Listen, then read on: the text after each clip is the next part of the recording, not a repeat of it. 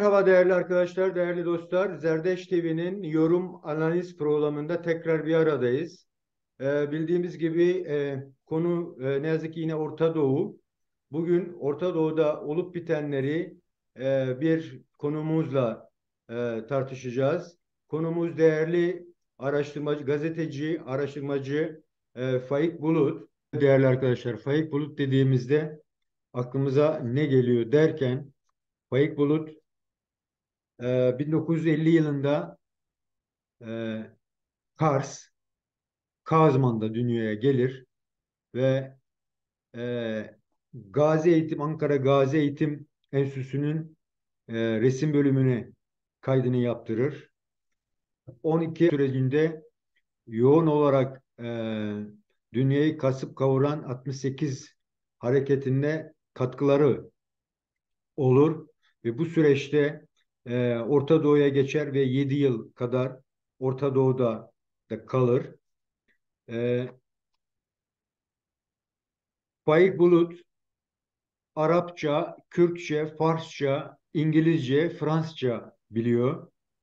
Türk, Arap ve Batı medyalarında hem siyasal analizler hem de makaleler yazıyor. 1990'dan itibaren İslam tarihi, İslamcı örgütler, Orta Doğu, Arap dünyası, Filistin ve Kürtler ve bunların sorun resim raporları, e, Ahmede Hani, Filistin Rüyası, Horasan kimin yurdu, kim bu Fethullah Gülen, Kürt dilinin tarihçesi, ordu ve din üzerine yaklaşık 30'a yakın kitap yazmış. Çok değerli gazeteci, araştırmacı bir Kürt aydını. Kendisine tekrar teşekkür ediyoruz katkılar sunduğu için. Hoş geldin. İyi anlar, hoş bulduk. Nasılsınız, iyi misiniz?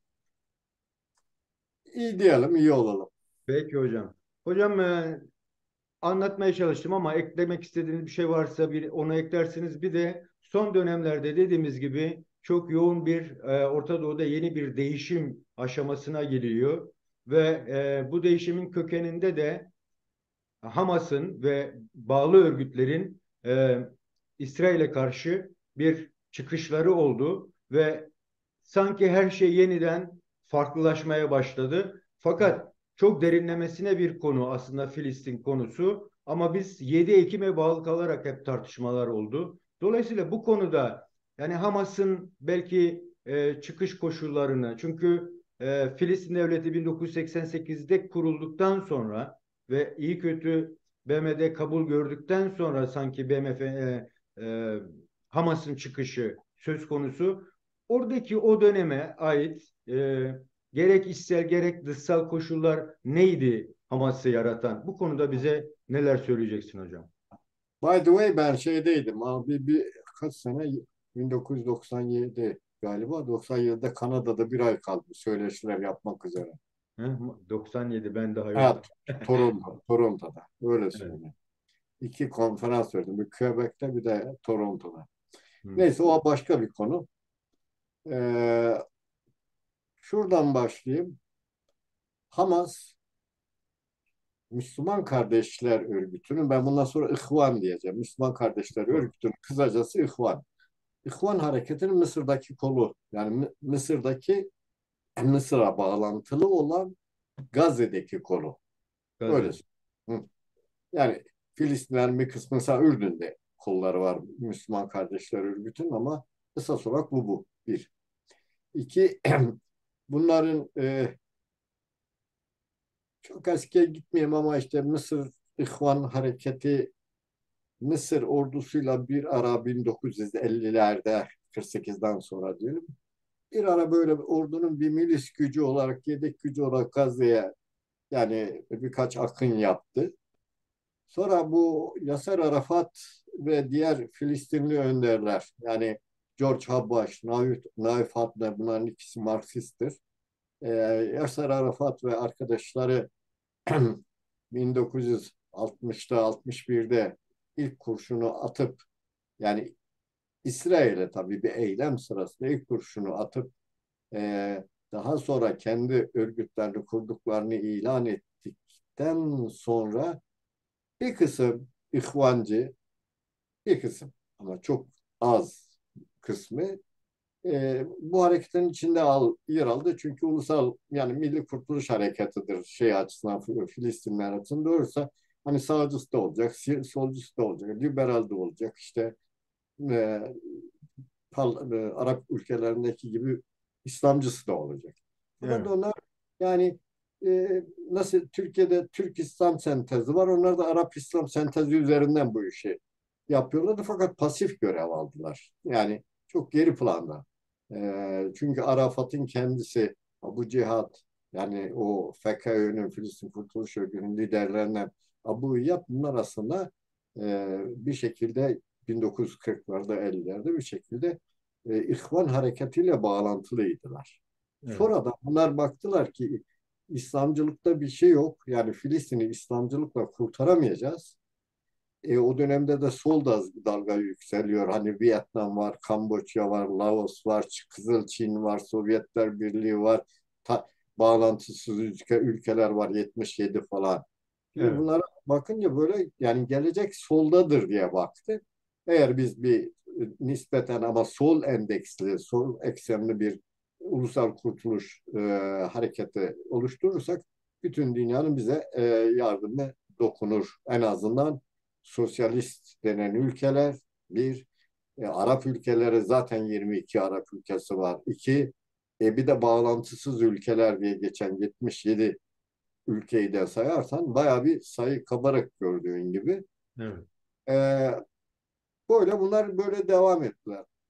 Bunlar ilerledikçe zaman da ilerledikçe İhvan hareketi yavaş yavaş e, sızlanmaya başladı. Yani gerek Arafat'ın örgütü içinde Hmm. gerekse genel çevreden etkilenme içinde. Çevreden etkilenmenin nedeni şuydu. 1967'de Arap-İsrail Savaşı'nda biliyorsunuz Mısır ve diğer Arap ülkeleri hezimete uğradılar Evet. ve bütün topraklarını kaybettiler. Neyse rezil rüsva oldu.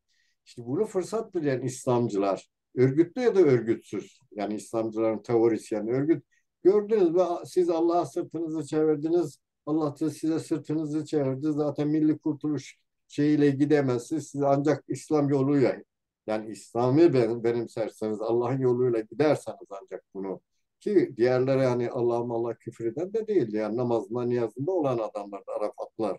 baktınız. Şimdi bu tabii millet içinde de tuttu. Bozgun ruh hali içinde bir karamsarlık ve millette bu biraz böyle kulaklarını gözlerini açtı bunlara. Hmm. Bu böyle yani bir sempati halisi doğdu özel. Bu 1976'ya kadar 76. O zaman şeylerde İsrail FKÖ'ye yani Filistin Kurtuluş Örgütü'ne bir alternatif yaratmak istiyor. Ne yaptı? Yerel seçimler oldu. Bugünkü Batı Şeria'da ve Gazze'de belediye seçimleri yaptı. Ama bu belediye seçimlerinin hepsini yani mesela nasıl söyleyeyim Ürdün Krallığına bağlı feodal, eşref, mütegallibe dediğimiz kesimleri aday gösterdi. Hakikaten bunlar Hmm. da tabii Ürdün Krallığı da hani siyaseti gereği İsrail'le uzlaşmacı bir tavır takınıyorlar yerel yönetimlerde. Diğeri de öyle. Yani Gazze'deki de öyle.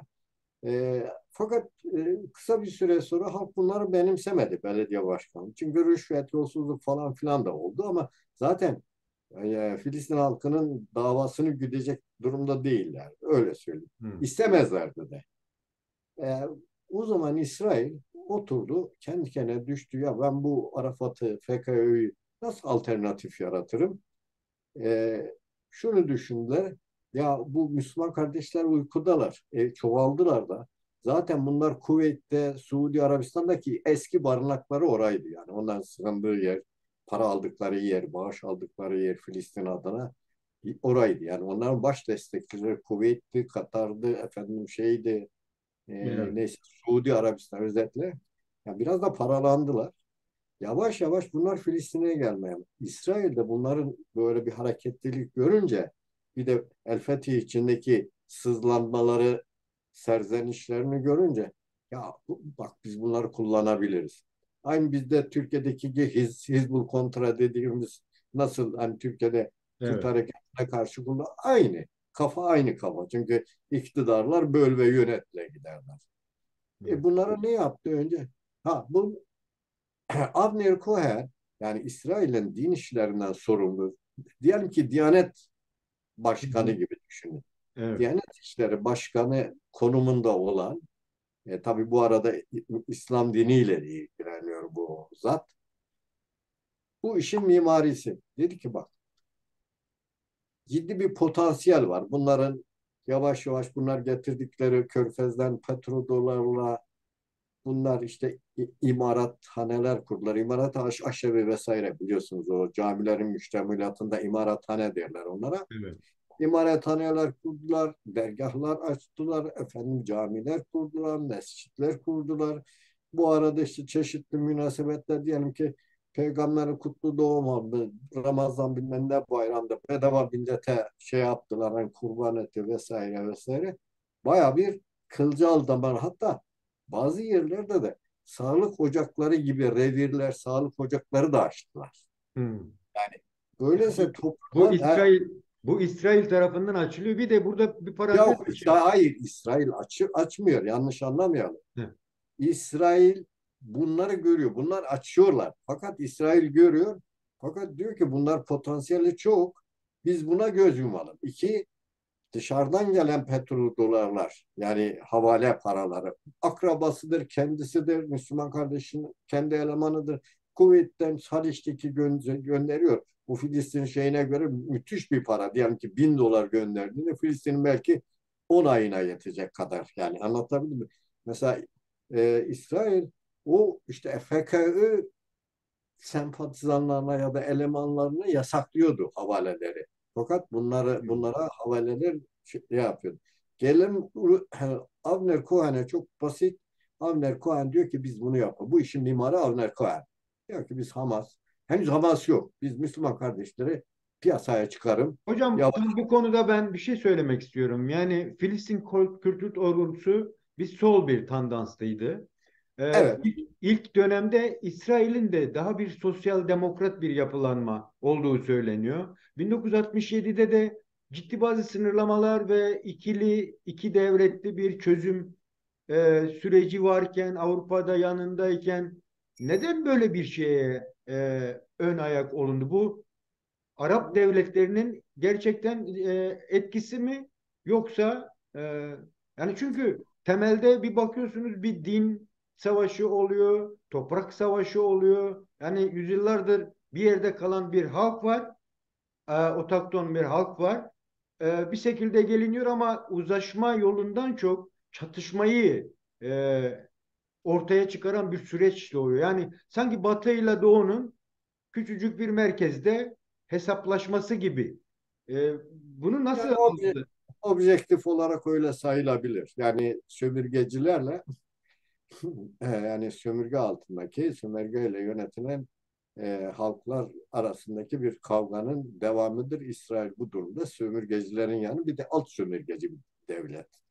Evet, Birleşmiş Milletler'in 1947'de iki devlet yani Filistinlilere o gördüğünüz haritada işte şu kadarı Filistinlerin toprağı, şu kadarı da İsrail'in toprağı. Zaten İsrail bir fiil orayı da işgal etmişti. Yani emrivaki de facto olarak orayı işgal ettiği için İngiliz yönetimi de ona çok sıcak bakıp yardım ettiği için de facto yapmış. Arap ülkeleri dikkat. Filistinlere dediler ki ya biz 48'de çünkü onlar bir savaştılar İsrail oldu. Ürdün, Mısır vesaire Suriye. Dediler ki ya siz kabul etmeyin devlet kurmayı. Yani biz Hmm. nasıl olsa kurtaracağız. İsrail'de buradan süreceğiz, denize dökeceğiz. Siz bekleyin biz size devletin tamamını verelim, topraklarını. Hmm. Tabii Filistinler maalesef buna yanıldılar diyelim. Hani kandırıldık hikayesi var ya çok işte o kandırıldık olayı. Evet. Biraz aslında öngörmezlik tabii. Hal böyle olunca İsrail tabii devlet kurunca uluslar arasında meşrulaşıyor da. Geri kalan kısmı ne kadar BM yani Birleşmiş Milletler'in kararı varsa 242, 338 ve belki onlarca kararı vardır. Bir, İsrail bu devleti başlangıçta evet ilan edilseydi, o devlet kurulsaydı İsrail de haklılar mecburen kabul edecekti çünkü orada zayıftı. Yani nüfus bakımından da zayıftı, toprak genişliği bakımından da küçük. Fakat şeyler olmayınca ise ama e, Araplar, Filistinler bu devlet kurmayı kabul etmeyince İsrail canına minnet yani giderek genişletti. Köyleri falan şeyin köylerine Deryasin gibi yani ama sadece Deryasin değil. Mesela Deryasin şeyin nasıl söylesem zilanıdır. Hmm. E, ha, Filistinlere yani öyle düşünün yani katlayan bayağı bir binlerce falan ama sadece bir köyden bahsetmiyorum. Bunlar da tehcir edildi. Tehcir edilen edilenlerin de yurtlarına, yerlerine, topraklarına İsrail el koydu. Ee, diğer BM kararlar, işte 67 bozgununda olsun diye sonraki alınan kararlarda olsun, bu kısmı çok fazla uzatmayan şey, İsrail tümüyle refüze etti, reddetti. Evet. Yani kabul eder, çünkü arkasında Amerika var. Amerika olduğu müddetçe sırtı yerine gelmez. Ve hepsini reddetti. Sonra işte daha sonra diyelim Oslo anlaşmaları oldu 1993'te çerçeve anlaşması falan. İsrail bunları da yani tamam imzaladı fakat yine yapmadı. Üstü kapalı böyle altını oydu bitirdi şey gibi. Lozan'da mesela bu Rumlara, Ermenilere falan azınlık muamelesi yapılıyor ya. Evet. Yani, ama evet kabul etti, imza da attı. Fakat gidin bakın okullarına müdür olarak Türk'ü yerleştiriyor. Türk mesela tarih kitaplarını Türk müdür şey ediyor. Anlatabildim mi? Bir Evet. sürü bir sürü haklardan mahrumlar. Yani mesela Ortodoks Rum şeyinin Patrikhanesi'nin efendim okulu hala şeyde doğru düzgün açılmadı. Bunların Evet. hepsi şunu demek istiyorum. Bunları İsrail reddetti ve tersine şey kandırdı, zorbalık yaptı vesaire. Şimdi buna rağmen işte noktaya getireceğim şey buna rağmen FETÖ çökmedi. Tersine uluslararası alanda senin dediğin gibi Birleşmiş Millet'in şeyine gitti konuştu. O kadar yani bilmem 137 mi 150 180 ülke bunu destekliyor. Bunlar böyle. İsrail dedi ki biz bununla nasıl baş ederiz? Böl ve içeriden böl yönet. Niye böl yönet? Bak o çok önemli. Çünkü Filistin mukavemet hareketi, direniş hareketi esas olarak 16 örgüt var bak şeyin içinde. FKÖ çatısı altında bunların bir kısmı Marksist, bir kısmı solcu, bir kısmı ilerici, liberal olanı yok. Bir kısmı milliyetçi, Arap milliyetçisi. Yani ulusalcı diyeceğimiz kesimler. Evet. Şimdi bunların hepsinin kampları dışarıda. Suriye'de, Lübnan'da, Kuveyt'te, Ürdün'de vesaire dağınık. Yani Arap devletlerinde diyelim. Evet yani bir de mülteciler var orada. Yani bugün 6,5 milyona yaklaşmış mı o kamplarda. İşte eylem yapacaksa diyelim ki Lübnan'ın güneyini bir şekilde böyle bir kurtarılmış, üstü kapalı kurtarılmış bölge ilan ediyor. Oradan eylem yapıyorlardı. Ama başarıyorlardı ama başaramıyordu. Ama her halükarda taciz ediyordu. İskele yok edemedi. Diplomatik olarak da sıkıştı çünkü Birleşmiş Milletler şey kararı da çıktı. Yani Siyonizm bir apartheidtir. Yani ırkçılıktır, apart benzeri. Mesela o kararlar alınca çok bozuldular. Bir sürü ülke şey yaptı, büyükelçiliğini geri çekti vesaire vesaire. Yani büyük bir tecrübe içinde oldu İsrail. İşte orada Hamas'ın ayağı yani Hamas'ın tabanı Gazze'de yani işgal altındaki topraklarda olduğu için adam cemaatini iyi toparladı. Yani ama şimdi şöyle diyor ama yemek vererek ama aş vererek ama e, para vererek ama cami cemaati ama dergah cemaati yani ne varsa medrese çocukları medreselere veriyorlar. Böyle eğitiyorlar kendi tabanını yaratınca ve avantajı da içeride bak. Direniş hareketi dışarıda, bu içeride. Hmm. Evet. İşte İsrail dedi ki ha ben bunu şey gibi yani Türkiye'de çok benzetmek istemiyorum ama şöyle diyeyim. Hani yerli ve milli bu. Ha. Bunu alayım. Evet. O birileri hani dışarıdan gelme, ithal falan diyor. Ta İsrail bunu aldı. Hani Türkiye'nin bu biliyorsunuz o Afrin'deki çetelere nedir Haçlı Şabi cihatçılarına falan ya Milli Suriye Ordusu'nun elemanlarına 11-12 örgüt var. Şey diyor ya bunlar Kuvayi Milliyeci falan diyor. Kuvayi Milliye güçlerdir diyor. Bunlar şey cihatçı mühatçı değil. Aynen buna benzer İsrail bunu. Avner Cohen bu işin mimarlığını yaptı, çalıştı, tamam mı? Görüştü bazı liderleriyle Hamas henüz yok. Yavaş yavaş kuruluyor. Ee, Onlarla temas etti vesaire. Bir de Gazze valisi İzak diye geçer. İzak Segev. S-E-G-E-V. He, Segev. Bu general, benim bildiğim general. Gazze valisidir. Hamas'ın da esas kalesi o Gazze olduğu için bu da kendisi resmen söylüyor. Biz bunlara camilerde para dağıtıyorduk, yardım ediyorduk, gelen paralar gözüm. Kısacası İsrail böyle bir şey Hamas yarattı. Hamas iyice güçlenince hani avamca bir deyimle söylüyorum, kahvena diliyle söyleyeyim. Güçlenince, ihtiyacı da kalmayınca kendisini iki şey yaptı. Bir, ben FETÖ'nün ben alternatifiyim. Hmm. İki, efendim nasıl olsa köprüyü geçtim. İsrail'in düzdüğü köprü şey etti, inşa etti. Ayı ya dayı demeyeceğim bundan sonra. Çünkü biliyor ki ancak Hamas ne olursa olsun İsrail düşmanlığı ve karşıtlığı yapmadığı müddetçe hiçbir Filistin ona yüz vermez. Hani ama İslami yolla bak bu solcular bu gördünüz mü Marksistler, kafurlar, gavurlar her neyse bir sürü suçlama. Görüyoruz işte bu yolla olmuyor. İslami yol geçerli. İşte bu İslami yolla falan bunu şey yaptı. Ama birinci intifada bak 1988 diyorsun ama 1987'de başladı birinci intifada. Bunu bile FKÖ'nün yani içerideki elemanları yani planlayan dışarıda yani Abu Cuhat vesaire FKÖ'nün Arafat'ın sağ kolu. Şimdi orada planlayan onlar. Onlar mesela içerideki adamlarıyla birlikte işte Hamis'le birlikte iş tutun komiteleri kurun, mahalle komiteleri şudur budur intifada olsun. Gerçekten de çok ciddi komiteler ortak. Ama Hamas bu şeyin üzerine oturdu. Hmm. Başarının üzerine oturdu. Bağımsızlığın iki şeyde de ilan etti. İsrail'le çatışma, FETÖ'ye rekabet. Olay bu. Yani yani iç dinamikler aslında yani çok daha fazla yardımcı olmuş gibi. Tamam dışarıdan etkiler ama içeriden zaten bir karşıtlık var. Çünkü FETÖ'de bir erimeler var. Daha doğrusu muhatap alınmıyor. Yani o süreçten sonra e, Filistin mücadelesinin meşruiyetinin o tartışılma sürecinde e, farklı bir çözüm bulunamaz mıydı gerçekten Arap devletleriyle Yok Arap devletleri Avrupa?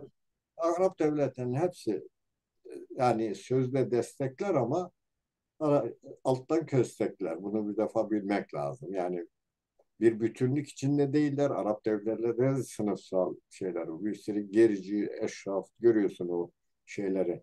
Ee, e, Petrol şeyhlerini falan görüyorsun. Yani bunlardan ilerici bir şey çıkmaz. Zaten şimdi de görüyorsun yine İsrail'le artık normalleşmeye falan gittiler. Yani oralarda samimi olan samimi nispeten Libya'nın yani Kaddafi Libya Hı hı. samimi deli doluydu ama samimi olan en azından Filistin. Amaçları için uğruna kullanmak istiyordu başka. En Ya. samimi olan Cezayir'di. Çünkü Hı. Cezayir Ulusal Kurtuluş Savaşı vermişti Fransa'ya karşı. Evet. Ondan sonra da bu Suriye'ydi, Irak'tı falan ama bunlar da kendi çıkarları açısından destekliyordu. Dikkat. Cezayir bir karşılık beklemeden destek. Yani bu gibi mesela Güney Yemen vardı. Hı Hani hı. bir dönem Sovyetler Birliği ile ilişkiler çok olan sosyalist diyebileceğimiz falan. Bunlar tamam bunlar samimi olarak destekliyorlardı. Her bakımdan siyasi, para, silah vesaire vesaire. Ama silahların çoğu zaten Çin'den ve şeyden geldi. Sovyetler, Bulgaristan'dan. Sovyetler direkt göndermiyordu. Doğu Almanya ile Çekoslovakya Bulgaristan'dan gönderiyordu. Ve o da önemli. Kısacası bu. Yani dolayısıyla ama Arap ülkeleri değil ama Arap ülkeleri nasıl kazdılar şeyin altını, dibini. öyle düşünmek lazım. Çünkü bir dönem FKÖ içinde bu Arap krallıkları falan devrilmeden kurtuluş olmaz, Filistin'den kurtulmaz diye böyle çok keskin diplomatik dilden uzak, efendim biraz da hayali. Mesela Ürdün öyle oldu. Ürdün devrilmeden biz Filistin'i kurtaramayız dediler. Bu genel olarak sol tandanslı Marksist, Hı hı. Marksistler de sol tandanslı şeyler de bunu yaptılar. Ve o zaman Ürdün kralı baktı ki bu çok tehlikeli. Yani darbe olacak, yıkacaklar. O zaman İsrail tankları girdi, çağrı yaptı. Amerika devreye girdi ve Bedevi, yani kendine bağlı, ölümüne bağlı özel Bedevi birliklerini sofa ve sivil asker demeden, silahlı Filistin demeden, yani rivayete göre 30 bin kişiyi birkaç günde, bir kısmına göre de işte bir 10 bin falan. Mesela 10 bin 5 bin olması değil ama bunu e, bitirdiler ve Filistin Kurtuluş Örgütü Lübnan, Ürdün'den taşındı Lübnan'a. Lübnan'da da yine böyle gerileme dönemi falan yaşandı. Çünkü Lübnan'da 1975 iç savaş başladı, 1990'da bitti. Bu iç savaş sürecinde Lübnan'ın karşıt güçleri, yani ilerici güçleri vardı, bir de hani gerici güç, İsrail'le de işbirliği yapan gerici güçleri vardı. Hı Bunların hı. hepsini bir araya toparlarsan İsrail oradan, işte sana dedim ya hani, İsrail'in sınırında Lübnan'ın güneyinde bir böyle kurtarılmış bölge bir şey yapıyordu. Fatehland diyorlardı şeyde. İngilizcesi Fatehland. Hı. Yani El Fetih'in kurtarılmış bölgesi falan. İşte orayı işgal etmekle yetinmedi. 1982 Beyrut'u kuşattı. Hı. Beyrut kuşatmasında e, epeyce bir canına okudu. Yani onlar direndi Filistinler falan ama epeyce bir canlarına okudu. Ayrıca da Suriye'de Arafat'ı devirmek istiyordu. Bu sefer Suriye Filistin Kurtuluş Örgütü içindeki kendi örgütü, e, bu Ahmet Cöbrel'in şeyinde, başkanlığındaki, komutanlığındaki şeyi bu sefer şeye karşı kullandı. Arafatçılara falan karşı kullandı. Neredeyse öldürtecekler. Baktılar iş olacak gibi değil. Bu Sovyetlerde, diğer Avrupa ülkeleri de biraz Avrupa Birliği ülkelerde, çünkü Avrupa Birliği ülkeleri bugünkü gibi öyle birebir Siyonist İsrail tutan taraf değillerdi. Bunların devreye girmesiyle Mısır vesaire, her neyse hepsini koy. Bunların devreye girmesiyle birlikte Filistin Kurtuluş Örgütü'nün bütün karargahı Tunus'a taşındı. Tunus. Bakın, Lübnan nereye? Lübnan'a Tamam. yürüyerek İsrail'e gidebilirsin ama Tunus'la Ya. İsrail'le arasını düşün. Orada Mısır var, seni zaten gemiyle, yoluyla gelsen de İsrail savaş gemileri seni yarı yolda boğarlar. Dolayısıyla böyle olunca işte yurttan uzak, halkın bulunduğu yerden uzak kalınca bu şartlarda şey ortaya çıktı. Hamas Hamas. ortaya çıkmış oldu. Yani bu da iç dinamik. Ya işte ya. Anlatabildim mi? Yani burada bence keselim bu koyu. Evet. Şey buraya geldi. Yani Evet. hal buraya geldi. Özet. Bugüne geldi. Hocam bugüne geldiğimizde yani çok 16 yıldır bir İsrail'in gerçekten denetimi altında bir saha. Evet. Çünkü yani Pardon. elektriği, suyu, şusu busu hepsi İsrail'den giden bir yer. Evet. Dolayısıyla da sanki bir durulma sürecine girildi. Yani Evet. çok da Aferin. Evet. çok da böyle gündemleşemedi bir türlü. Hı. O sırada işte Suriye meselesi çıktı. Daha doğrusu Irak'da önce vardı, sonra Suriye'ye başladı. Orada kozlar e, paylaşılmaya başlandı. Böyle baktığımız zaman Suriye Savaşı varken Amerika, Rusya, işte Türkiye'nin hani İran sürekli zaten kendi sınırlarının dışında Evet. bir savaş stratejisiyle hareket ediyor. Dolayısıyla da oradan baktığımızda bu 7 Ekim'deki çıkış Hı. gerçekten yeni bir paylaşım savaşına yol açabilecek bir potansiyele sahip mi değil mi sizce? Şöyle söylesem belki, yani kısa cümleyle. Bu dedikleriniz Ukrayna-Rusya savaşından, Çin e, Amerika kapışmasından Uzak Doğu'da, ayrıca Orta Doğu'da yine Amerika Birleşik Devletleri ile Rusya ve Çin'in ekonomik bakımdan, keza Afrika'da ciddi bir ekonomik rekabet olduğunu biliyorsunuz. Özellikle Çin'in yatırımları çok müthiş, çok derin, köklü. İşte Rusya'da daha çok askeri bakımdan oralarda bulunuyor. Yani biraz da silah ticareti bakımından duruyor. Amerika mesela oraya yüklendi. Yani birisi Afrika ülkeleri liderleriyle Putin şey yaptı, hemen arkasından Amerika yaptı. Dikkat Evet. edin. Çin başka türlü yaptı.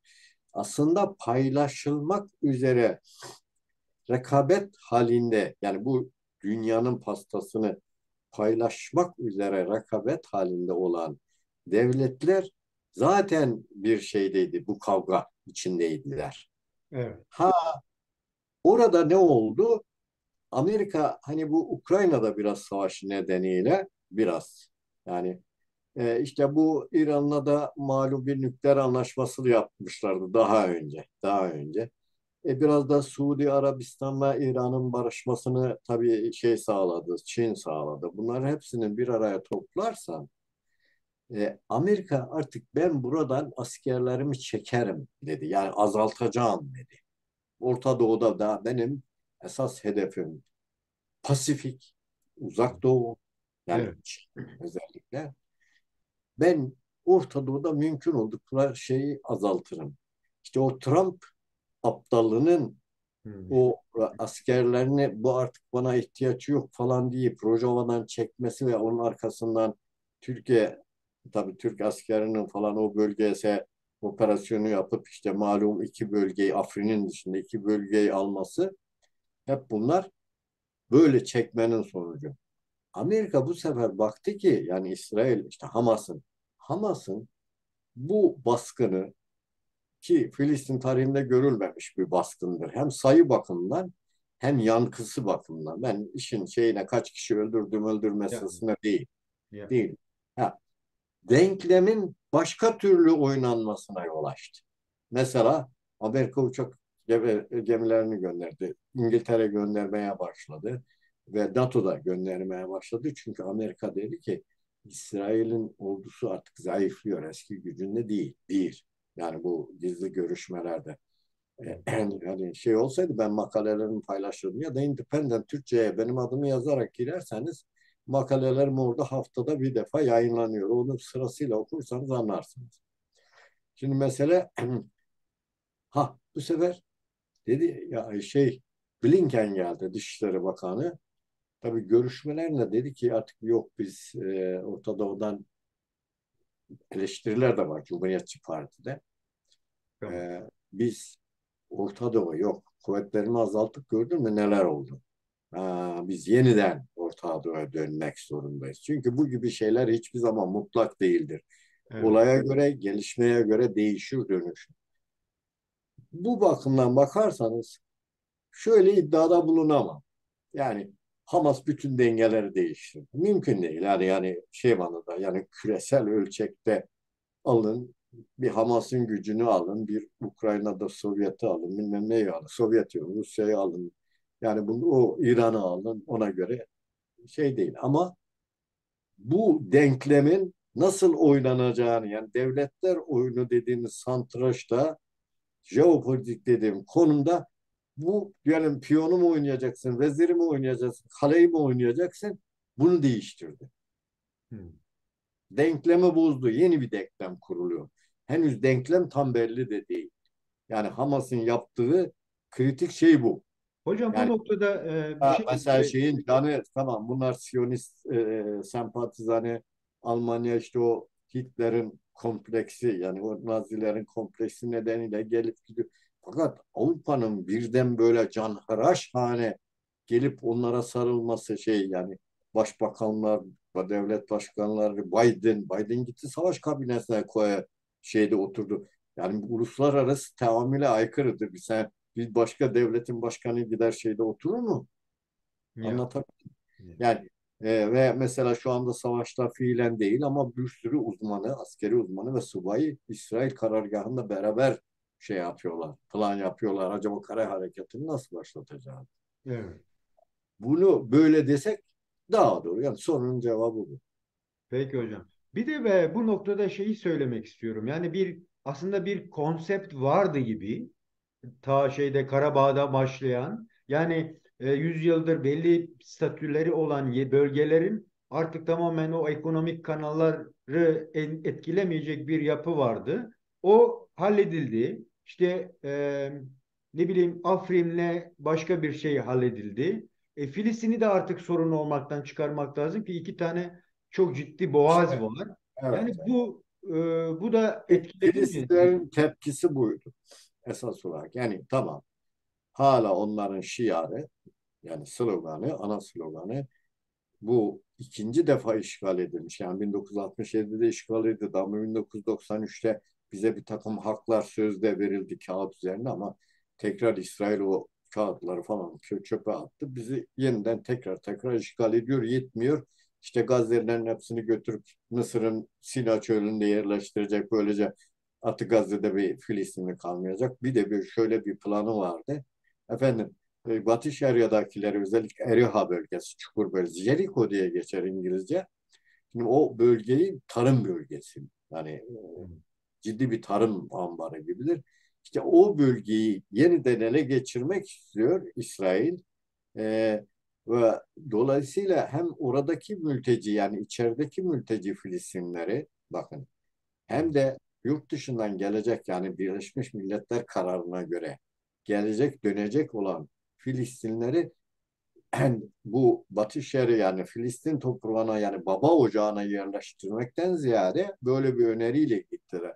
Bu da damat Kushner'in planıydı. Yani Trump'ın damadı Kushner.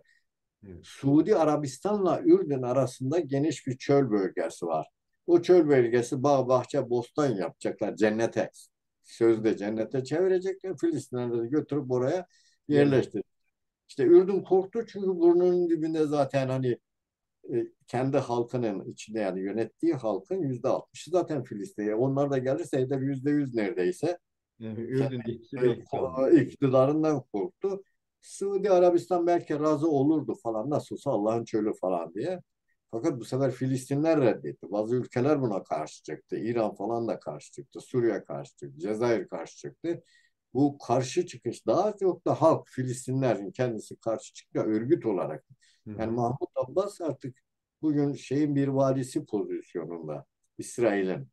Yani İsrail'e rakip bir şey yerine onunla uyumlu geçinen, ona hiç ses çıkarmayan, ufak tefek eleştiriler falanla birlikte ya şunu dövdün, ha, ayıp değil mi, ya da sana yakışmadı türünden şeyler falan bir tarafa vurursak uzlaşmacıydı. İşte Filistinler Filistin şeyinin yönetiminin uzlaşmacılığı, hatta İsrail'le birlikte oradaki direnişçileri, yani hatta kendi örgütünden direnişçi, yani Hamas'ın değil, dikkat et. Hı hı. E, Peki. bu Mahmud Abbas'ın Arafat'tan devraldığı bir şey var. El-Aksa Tugayları diye geçer. Evet. Anlatabiliyor Hı hı. muyum? El-Aksa Tugayları, bu El-Aksa Tugaylarının yarısından fazlasını zaten asker etti, emrinde duruyor. Onun dışında çıkanları da tutukluyor. Onlar vasıtasıyla diyor diğer Filistinli şeyler de, direnişçiler de tutuluyor falan. Şimdi bu halkın öfkesi böyle. İki, Arafat, bu Saddam dönemi hatırlıyorsanız 1991 bu savaş falan oldu ya, hani Evet. Körfez Savaşı falan. Şimdi burada tabii Saddam Hüseyin, işte ben Filistin'i kurtaracağım, füze birkaç tane attı, hatırlıyorsanız İsrail'i yıkacağım, böyle tabii yüksekten attı. Filistinler de o zaman tecrüt olmuşlardı. Arafat da o çaresizlik içinde, ama bence kötü bir öngörü, büyük bir yanlış. Anlatabiliyor muyum? Gaf. Yani gaftan öte bir şey. Ya. Ya şimdi ne aldı? O işte Saddam'ı destekledi. Saddam'ı destekleyince bütün Arap ülkeleri, özellikle Körfez'deki o ağa babaları Arafat'ı tecrit ettiler. İlişki Hı kurmadılar. Yardımlarını kestiler. Yardım fonları vardı. Hepsini kestiler. hı. Bu Filistin davasının giderek gerilemesi ve özellikle de bu Körfez ülkelerindeki Arap devletlerinin yetkililerinin Filistin davasına sahip çıkmamasının başlangıcıdır. Hı. Bunu söyleyeyim. 91'den hemen sonra. Ama ikinci olay 2011'deki bu Arap ayaklanması oldu yani dünyada. Millet Arap Baharı diyor. O yanlıştır. Doğru bir tabir değil. O işte Arap Baharı'yla bütün Arap ülkeleri şu ya da bu şekilde büyük bir şeydi, sarsıntıydı, devrim süreciydi ama geri tepen bir devrim oldu. Yani hakikaten bir halk devrimi gibiydi. Fakat hani önderliği olmadığı için ister istemez gericilerin ya Müslüman kardeşlerin tuzağına düştü ya askerin tuzağına düştü ordunun orada. Evet, evet. Evet. Dolayısıyla bu millet kendi derdine düşünce yani Tunus'tu, Libya'ydı, efendim iç savaş, Mısır'dı, işte başka yerlerdeki Yemen'di, Sudan'dı vesaire hepsini koyarsa e, herkes kendi derdine düşünce şey unutuldu. Filistin Filistin. meselesi çok geri yani gündemde halk oylaması yapsam belki 50 soru sorsam 50. sırada yer alacak. Tamam mı? Böyle. Yani unutulmaya yüz tuttu. Terk edildi. Arap rejimlerinin de canına minnet. Halk böyle olunca İsrail de bundan istifade işte artık Filistinleri giderek hem bedeni fiziksel tasfiye hem topraklarını gasp etme giderek ta evlerinin içine kadar edip işgal etme kendine bağlama en sonunda işte Kudüs'teki o Mescid-i Aksa denen bölgeye e, malum o fanatik ama fanatik demek çok hafif kalır bana ırkçı Siyonistler bunlar fanatik dinciler İsrail'de bayağı bir dinci parti var. Milis ama bunlar aynı zamanda milis. Silahlı. Türkiye'deki korucuların bir başka çeşidi. Evet. Yani korucular hiç olmazsa devlet ne diyorsa onu yapıyor. Bunların ayrıca bir ideolojisi var yani. Bunlar da Yahudilerin cihatçıları öyle söyleyeyim. Kudüs falan orayı işgal ettiler. Ayaklarıyla, ayakkabılarıyla camiye girdiler ama bu işin şekil tarafı. Fakat Ya, orada Talmud'dan ilahiler okudular. İlahiler. Bu sebep işte Süleyman peygamberin rivayete göre Süleyman peygamberin o işte Mescid-ül Aksa'nın altında yani 20 metre, 30 metre, 40 metre her neyse bilemiyoruz. O orada derinlikte bir tapınağı vardı, mabedi. Yani Yahudilerin mabedi. evet. Kutsal bir mabed. İşte bu oradan olduğu için bu aslında Müslümanlar 1400 sene önce burayı kurdular ama biz bunlardan ta milattan önce bilmem şu kadar önce bir mabet burası bizimdir. O zaman biz burada hem e, ayin yapmak hem de burayı aslında mülkiyet olarak İsrail'e devretmek durumundayız. Netanyahu'nun da zaten böyle bir Kudüs'ü batısını doğusunu birleştirme diye bir planı vardı ki o da aynen el koymaydı. Çünkü orada iki üç mahalle var biliyorum o mahallelerin mesela e, 6 ay bir sene falan eğer yurt dışındaysan o mülke el koyabiliyor İsrail'de. Filistin sahibi Filistin'de de dahi olsa. Hmm. Mesela Şeyh Cerrah diye bir mahalle var mesela. Anlatabildim mi? Orada aslında bir Kürdistan sokağı da var onu da söyleyeyim. Kürtler de var. Zamanında bu Selahattin Eyyubi zamanında kalmış olabilir. Orada bir Kürdistan Caddesi de var. Yani o dar tarihi. İsmen mi? İslam tabii Kürdistan. İsrail açısından Kürdistan yani herkes Türkiye değil yani Kürdistan. Asla hemşerim olsun. Evet. Kısacası yani konuyu dağıtmadan söyleyeyim. Böyle olunca yani hem öldürüyorlar hem insanları kesiyorlar hem işgal ediyorlar hem dövüyorlar. Mesela bu Filistin otoritesinin bulunduğu şehir yönetim karargahı nedir? Ramallah. O Ramallah. Ramallah yanında Elbira diye bir yer vardı. 3 gün önce olaylardan bu olaylar 5 gün önce falan e, gece Klakslar gibi klanlar falan gibi düşün. Gece maskeyle geliyorlar. Bu Yahudi fanatik yerleşimcileri. Tabii teşvik de ediyorlar. Devlet teşvik ediyor. Onu söyleyeyim. Mevcut devlet. Ee, Gittiler camiyi yaktılar. İşte dükkanların vitrinlerini aşağı indirdiler. Onlara engel olmak isteyen Filistinlerin bir kısmını öldürdüler, bir kısmını yaraladılar vesaire. Evet. Yani ama bu sadece bir olay değil. Yani çeşitli böyle engellemeler. Mesela Filistinliler bir köyden diğerine göre işte bu gibi milisler 5-10 tane çete gibi geliyor arabaların önünde duruyorlar ayrılmıyorlar. Tabii trafik tıkanıyor ve adam mesela işine gücüne gidecekken işinden gücünden olabiliyor saatlerce. Gibi gibi gibi. Yeah, evet. Öyle olunca işte artık patlama noktasına geldi ama zaten İran'ın paslar yani devrim muhafızları Lübnan'da bulunanlar dikkat et. Hı hı. Bir de Hizbullah zaten Lübnan'la çok bağlantılı İran'la. Bunlar ve Hamas'ın Lübnan'daki o kamplarda bulunan şeyler var temsilciler Filistin kamplarında. Bunlar bir seneden beri, 2 seneden beri buna kendi söyledikleri şey. Böyle bir plan yaptılar. İsrail ne yapalım da İsrail durdurabiliriz ya da sesimizi bak bir sesimizi dünyaya duyururuz, iki davamızı Devam ettiririz. yani gündeme getiririz işte iki devletli çözüm vesaire gibi. Üç, bizim 8 bin insanımız hapiste İsrail'den tutsak şeyleri yani şey gibi Türkiye düşünün yani HDP'nin 111 Olmuş. bin falan 11 bin falan var yani gibi düşünün. Şimdi onların İsrail bırakmaz bunları. Yani dolayısıyla biz ne kadar çok şey alırsak burada esir tutsak yani Yahudilerden alırsak o kadar iyi olacak ki birkaç general da var, üst düzey general da var Evet. tutsaklar arasında. İşte bunlar değiş tokuş yapar ama bunlar ufak şeyler. Yani değiş tokuş yapar işte Netanyahu yani eğer bir çatışmasızlık hali ve anlaşma olursa ola ki e, efendim şey de yaparız. Netanyahu'nun artık biraz uslu durmasını Amerikan vasıtasıyla sağlarız. Yani böyle sağa sola çomakla, silahla falan git orada onun topraklarını falan Filistin'in işgal etmesi vesaire işte bu şu Yahudi yerleşimler dedik, settlements dedikleri şey falan var ya.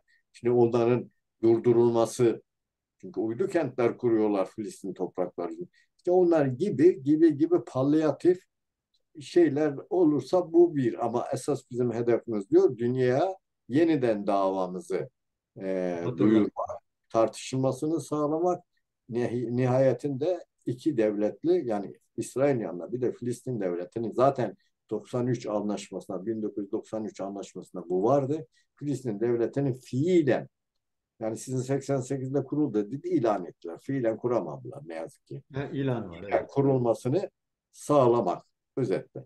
Yani buna da Filistin'in yeniden kurtarışı demiyor. Peki Özet hocam. bu. Yani bence o sorunuzun uzun cevabı ve arka planı bu. Peki hocam. Çok teşekkür ediyorum. Tam bu noktada Hamas'a bakıyoruz. Sanıyorum Sunni ağırlıklı bir örgütlenme. Ağırlıklı değil, Sünni hatta Sunni. Şafiler. Ha, Şafi. Bir de İran'ın bu söylemeye çalıştığım sınırlar ötesindeki kendini koruma savaşında e, Hizbullah meselesi var. Ha. O da yani Şia diyebiliriz belki. Tam açıklamasını yapabilirsiniz. Lübnan affedersin. Hı, buyurun. Lübnan zaten o Şii yani şey değil. Zaten Şii Hizbullah. Ha, evet. Şimdi İran'ın bu çıkışı da dolayısıyla da yani böyle bir düşünce varken İran'ın da bunu rahatlıkla kullanabilir bir potansiyeli var. Dolayısıyla bu aynı zamanda İran'ın Orta Doğu'da mevcut zaten Irak işte bir şekilde bir sıkıntı. Yemen. Yemen, ondan sonra Suriye'de yani çok ciddi bahsedilmiş olan bu enerji yollarının tümünü neredeyse İsrail'e kadar hatta Yemen'e kadar e, iyi kötü savaşarak elde etmeye çalışmasa bile gücünü gösteriyor. Hı. Tam bu noktada yani İran bu noktadan sonra geri adım atma olasılığı var mı? Çünkü yani İsrail diyor ki ben yerle bir edeceğim burayı. Hı. Ee, işte Hizbullah bir yerde bekliyor. Suriye meselesi var çözümsüz. Amerika gemiyi getiriyor diyor ki yani burada gerçekten orandan mı boğuşacaklar? Filistin toprakları üzerinde mi boğuşacaklar Yok yoksa yok. büyük Yok. büyük şeye gidecekler mi? Daha büyük oyun. Yani İran direkt savaşa yani kendi topraklarına girilmediği müddetçe, kendi toprakları füzelerle alt üst olmadığı müddetçe İran'ın şehirleri vesaire orada çok büyük ama geniş çaplı mesela o nükleer tesislerden birkaç biliyorsunuz şey oldu Evet. sabotaj oldu. İsrail ajanları yaptılar bunları. bunlar değil de ben çok geniş çaplı sabotajlardı. Füze direkt mesela Amerika'nın 7. filosunda oraya bir füze atıldığını varsa, bir tane değil, onlarca füze atıldığını varsayalım. Kara hareketi şunlar zor. Onu söyleyeyim. Eğer kara hareketi olacaksa Kürtlersiz olmaz. Belki de Amerika çok atıyorum kafadan. Çok yani öyle ezbere ama bir varsayımdır ben.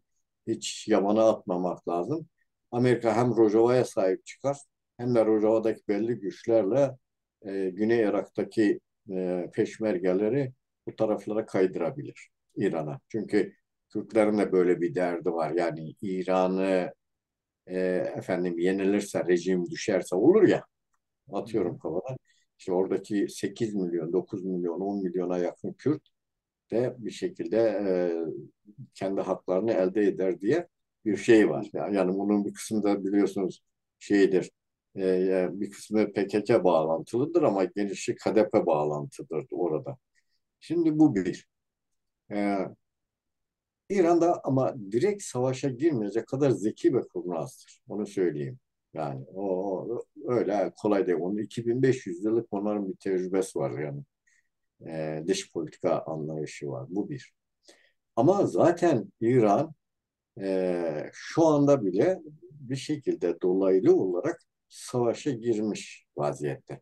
Ama İran'ın zaten şöyle bir durumu var. Onu özellikle belirteyim.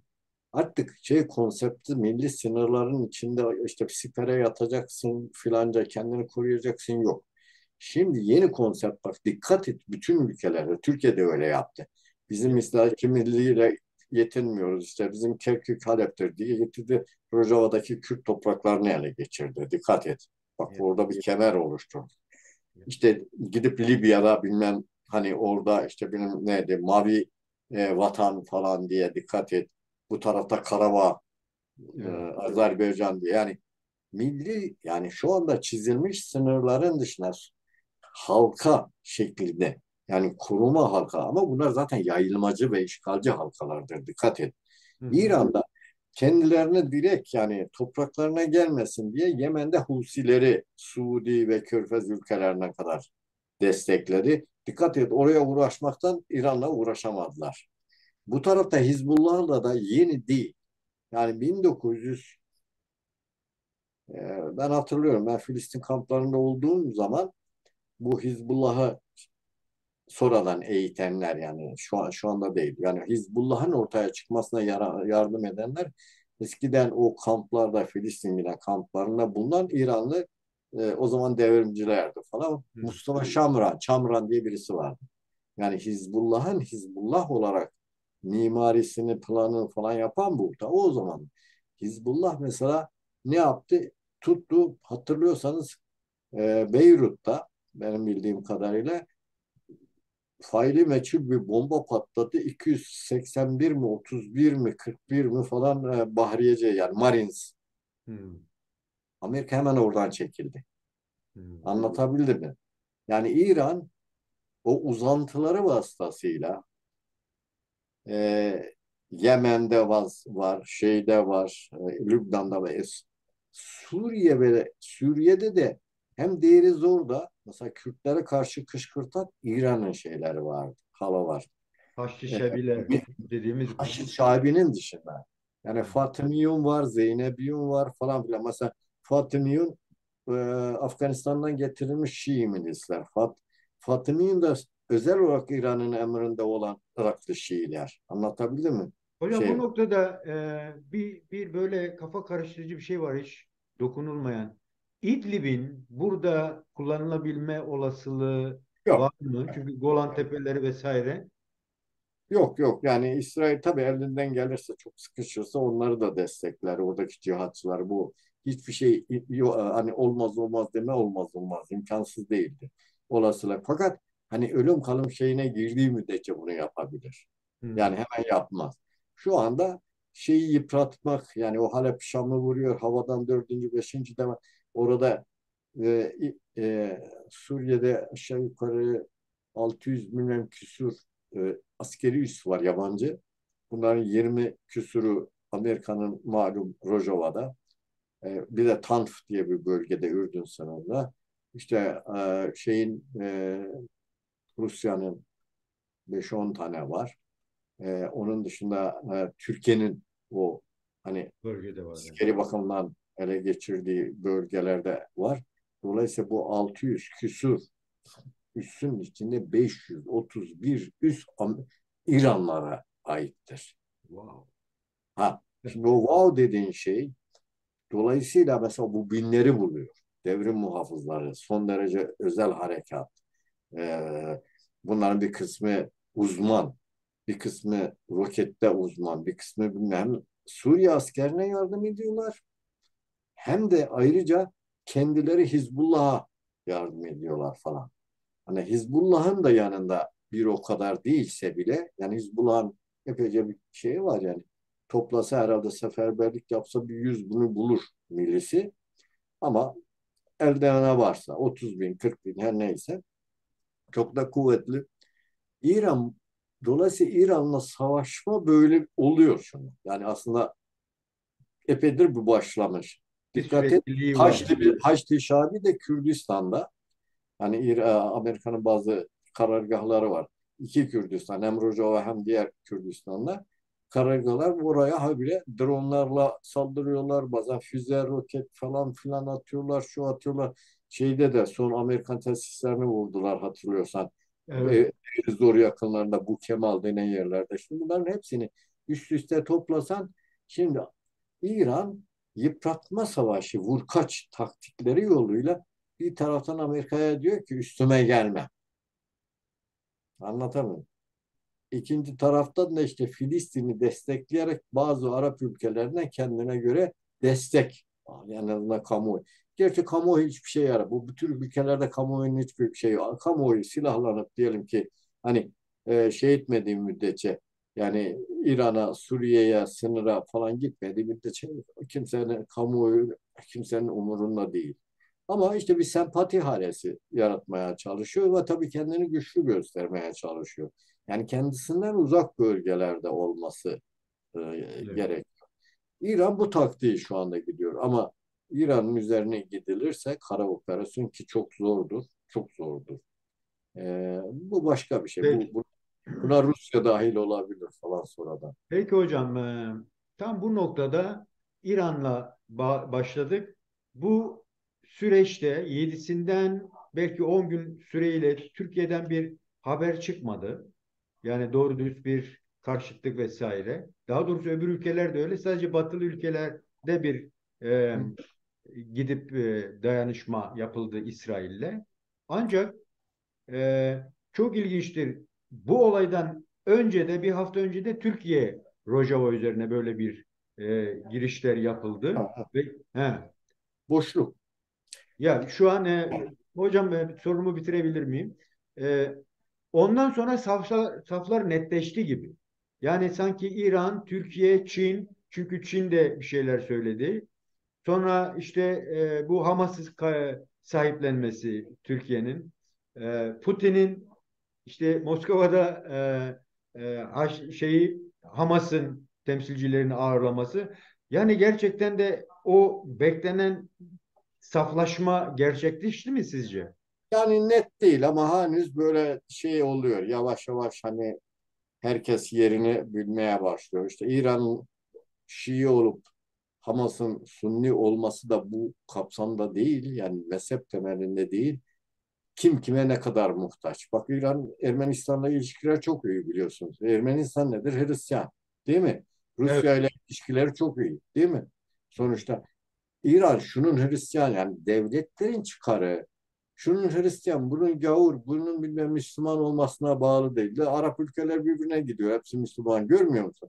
evet, Dolayısıyla ona bakmaz. Benim nerede ihtiyacım var ona? Onun bana nerede ihtiyacı var? Hamas'ın ona ihtiyacı var. Hani silahtı, roketti falan eskiden gönderiyordu gemilerini. Şimdi zaten yerin altında imalathaneler, fabrikalar kurmuşlar. Roket ve füze üretimi. Yani bunu üretenlerden birisi Tunuslu bir şeydir Arap. Birisi de yine Gazze'li bir mühendis diyelim yani teknik mühendis falan. Dolayısıyla bunların hepsini gördüğün zaman bu. İki, Türkiye dikkat edersen hep boşluk vurarak yani büyük devletlerin çok boş anlarında, gaflet anlarında ya da böyle gider hani birisini yakasına yapıştırsın, bana ekmek ver, bana ekmek ver falan, adam bıkar, "Lan tamam düş yakamdan al şu ekmeği" falan der. Yani o Trump'a öyle yaptı psikolojik Evet. bakımdan. Trump da dedi tamam çekiyorum falan filan dedi, hemen Rojava'ya girdi. Şimdi burada da baktı ki millet Hamas'la, İsrail'le falan uğraşıyor. Hazır boşluk varken tuttu Rojava'nın bütün altyapı tesislerini vurdu. Şimdi eğer İsrail kananacaksa, ki öyledir, yani bütün dünyanın gözünde kananacaksa, yani insani en azından altyapıları, tesisleri falan yıkım varsa, ondan sonra bu da aynı çapta bir Evet. şeydir değil mi? Evet. Yani bu da aynı çapta bir şey. Ha, İsrail'i eleştiren kalkmış, demişler ki bugün Dışişleri Bakanlığı diyor ki bizim işte tarihimiz lekesizdir. Bizim hiçbir zaman kimseye zulmetmedik falan yemezler. Ama o işin o tarafı o değil. Yani İsrail, tabii sen İsrail'e diyorsun ki sen adam öldürmeyi çok iyi biliyorsun. Sen bilmem ne yapıyorsun. Ey bilmem kim, ey kim. İsrail'de diyor sen de Kürt'ü öldürüyorsun kardeşim. Daha diyor geçen gün Rojava'yı vurdu. Seninle benim ne farkım? Ben de gidip hastaneye vuruyorum. Sen de gittin hastaneye vurdun. Nitekim Evet. Evet. şeyde bu Haseke Masake dolayında hastane vurdu. Petrol tesislerini vurdu. Tahıl ambarlarını vurdu, hatırlıyorsan. Ya Dolayısıyla 48 birim ya. yani şu anda, yani şu değil. Henüz bir stratejisi olmayan, sadece herkes bir köşe kapmaca oynar bir vaziyette. Rusya da seviniyor tabii. Yani Hamas gibi birisi İsrail'e, çünkü İsrail son 2 yıldır Netanyahu hükümetiyle birlikte, o zaman arası iyiydi şeyle, Putin'le Netanyahu'nun. Tarafsız kalmaya çalışıyor Ukrayna Savaşı'nın başlangıcında. Bazen şey de vermedi bazen. Bize kınama falan da yapmadı. Sonra bu son 2 senedir değişince bizden, hatta Ukrayna'ya silah vermeye başlayınca Putin de başladı bu sefer Hamas'la şey etmeye, flört etmeye. Yani bu hep, dikkat et, köşe kapmaca. O orayla, o orayla, o biri orayla, o biri orayla.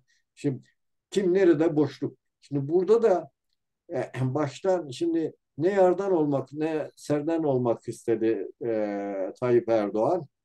Bir tarafla İsrail'le barışılması gerekiyor. Çünkü İsrail ona yarayacak, ileride Amerika ile ilişkilerini düzeltecek. Yani tırnak içinde söylüyorum bunları. O şeyle ayrıca İsrail'le ticareti de bayağı bugün bile devam ediyor. Öte taraftan Hamas da, hani Hamas'ın bütün liderleri değil, önemli liderleri zaten Türkiye'de vatandaşlık almışlardı. AKP'nin himayesindeler. Erdoğan'ın himayesinde yaşıyorlar. İşte son dönemde yani o iktidar, işte iktidar tavsiye ediyorum, işte biz arabulucu olabiliriz, bize görev düşerse falan filan dediği şey, şimdi sonra baktı ki Türkiye'deki hava öyle değil. 3 günde, ilk 3 günde onu hatırlıyorum. İlk 3 günde bayağı hava şeyin aleyhineydi. Hamas'ın. Evet. Ve işte Kemalistler, laikler, hatta bir takım solcular, yani işte bu şeriatçıdır. Efendim bu şey derse bir İslam devleti kuracak. E, Hani hedef o. Ayrı bir şey. Yani kuracak mı kuracak. Evet. E, Ya yapabilirse tabii. Kuracak mı kuracak? Kuracak. Ya işte hiç olmazsa böyle şeriatçılardan kurtuluyor. Ya ama sonuçta İsrail hükümeti mevcut. İçinde 3 tane ırkçı, Siyonist ve şeriatçı, Yahudi şeriatçısı olan mevcut hükümetin Hamas'tan ne farkı var şey olarak? Hmm. İrtica olarak. Bak, irtica hareketi olarak. Üstelik bunlar ırkçı ve şey. Anlatabildim mi? Hamas da bu bakımdan baktığınızda, Hamas evet İslam devleti istiyor mu? İstiyor. Şeriat uygulamak istiyor mu? İstiyor, ki Gazze'de buna benzer yaptırımlar yaptı. Bazen kadınlara para veriyordu başörtüsü için. Bazen kezzap mezap dağıtıyordu, korkutuyordu ilk yıllarda. Hocam bu noktada bir şey sorabilir miyim? Bu Türkiye'nin desteği, Türkiye ve benzeri ülkelerin desteği, bu Batı Şeria'da pasif dediniz yani bir valilik Evet, niteliğinde evet. duran, yani meşruiyetini güçlendirebilir mi Hamas'ın, yoksa aslında Batı Şeria'daki yönetimle bu işi sonlandıracak? Nasıl? Dur orada bitireyim şunu. Şimdi öyle. Buyurun. Ayrıca da şu anda direniş cephesinde sadece Hamas yok. 11 örgüt var. Bunların 3'ü de 4'ü de Marksist örgütler. Yani şu anda İsrail'le fiili çatışan. Evet. Anlat. Şimdi özellikle İsrail havası çıkarıyor ki işte aynı bizim o kullanılmış bir takım aptallar olur böyle kafa karıştırıp işte bu şeriatçı falan ve Netanyahu daha az şeriatçı değil bir defa. Bir defa öyle Evet, görmek lazım. evet İki, doğru. Hamas mesela IŞİD Hamas'ı şöyle eleştirir biliyor musun? Filistin uğruna savaşıyor, vatan uğruna savaşıyor, biz ümmet uğruna savaşıyor. Dolayısıyla milliyetçidir, İslamcı değildir ve İslam'dan çıkmıştır diyor. IŞİD'e göre de böyle. Hmm, Anlatabildim mi ne demek istedim? evet. Yani Hamas ister istemez hem kitle tabanı kaybetmemek hem de toprağını elde etmek için mecburdur milliyetçi olmaya. Yani Arap-İslam sentezi üzerinden hareket etmeye çalışıyor. Yani sırf İslam sentezi üzerinden hareket etmiyor. Hizbullah da eskiden bütün Lübnan'ı Şiileştirmek istiyordu. Baktı ki dengeler öyle değil. Sonra Gökkuşağı projesini çıkardı. Yani Sunni olsun, Hristiyan olsun, bilmem ne olsun Gökkuşağı projesiyle dengeleri kurdu ve bugün yaşıyor. Şimdi buradan şu sonuca geleyim. Baktı ki Türkiye'de ilk 3 günde hava Hamas'ın aleyhindeydi. Sonra işte ben değilim, bizim gibiler, yani ben dahil, bizim gibi 5-10 kişi falan televizyonlarda bir şeyler konuştuk, ettik falan filan. Hani belgeleriyle şunla bunla konuştuk. Hava döndü tersine. Evet. Anlatabildim. Mesela profesörün biri çok ilginçti. Profesörün dedi ki Gazze'de 600 bin kişi yaşıyor. Belli ki hiçbir fikri yok. Ne olacak? Çöpten topladan profesörden ne çıkacak? Yani sonuçta şey e, nasıl söyleyeyim 600 bin dedim ki Wikipedia'nın güncellemesini okumamışsınız galiba. Hem dedi yani şunu demek istiyorum. Hem sen Wikipedia'dan okuyorsun daha fazla bir şey bilmiyorsun hem de zaten aldanıyorsun. Şimdi böyle insanlar olunca e, e, aptalca şeyler. Dolayısıyla Hamas'ın aleyhinde bilmem şeyler söylemeye başladılar. Sonra işte biraz bizler devreye, biraz da İsrail bize yardım etti. Nasıl yardım etti? İşte adam öldürmekle, şunla, bununla falan. Ya. Hastane Evet. saldırı. He. Dolayısıyla hava Türkiye'de tersine döndü. Tersine dönünce Tayyip Erdoğan iyi bir tüccardır. Yani Mahmut Paşa esnafı diyebiliriz. Ne para ederse yani ona yatırım yapar. Yani bunu para olarak düşünme. Şimdi oy Anladım. olarak düşün. 2024 yerel seçimleri var. Kendi tabanını da tahkim ediyor. Hatta Türkiye'de işte bir takım dindar ama CHP'ye filana falana HDP'ye şuna buna oy verenler falan var. Bunları da bak ya vallahi din kardeşi için canını feda ediyor. Görüyor musun? Görüyor musun? Zaten Ya, Diyarbakır'da yürüdüler. işte Yani onu diyeceğim. Diyarbakır'da Hüdapar'a bunu yaptırması da bu işin başka yönüdür. Çünkü bir de aşiret kurumları kurdurmaya başladı. Türkiye'de bunu sen bilmezsin. Yeni bir olaydır. Kadim Aşiretler Federasyonu falan diye yani alttan destekliyor. Artık Kürt hareketini yani mevcut HDP'den bahsederek söylüyorum. Diğer Kürt hareketi hocam her, o noktaya geleceğim. Kürtle Türkiye kısmına bunu geleceğim. söylemek zorundayım. Kürt hareketini bir Hüdapa üzerinden yani dincilik üzerinden iki aşiretçilik üzerinden, aşiretçiliği yeniden canlandırarak aşiretçilik üzerinden bölüp parçalamak politikası var. Bu onun için ey demeye başladı. Ey Biden ne istiyorsun? Ey Netanyahu bilmem ne demeye başladı. Yani hava dönünce o da Mahmut Paşa esnafı dediğim gibi yani ne para ediyorsa ona yatırım yapıyor. Özet. Şimdi ben bu söyleminize bir altyapı olarak şeyi düşünmüştüm. Yani Hamas e, bu FETÖ'nün çözümlemesiyle daha doğrusu artık bazı zeminleri bulamaması sonucunda İtibar kaybetmezse, güç itibar kaybetmezse kaybı diyelim ve bizim siyasetimize geldiğimizde de Kuzey Kürt siyasetinde halkın içerisinde biraz bir böyle şeyler oluşmaya başladı. Karşıtlıklar oluşmaya başladı. Yani legal partileşmede. Tam o sırada da e, Hüdapar çıktı ve bugün mecliste de aynı zamanda tamam devlet tarafından desteklendi. Yani bu Hamas çıkışı silahlı eylem olarak Filistin mücadelesinde gerçekten muhatap alınabilecek bir tavır içine girdi. Yarın öbür gün Türkiye'deki Kürt hareketinde de Hüdapar bu önceliğe ulaşma olasılığı var mı yok mu sizce? devletin politikasına ve Kürtlerin yani diğer diyelim ki şimdiye kadar geleneği devam eden Kürtlerin ne kadar kuşatılmış vaziyetteler.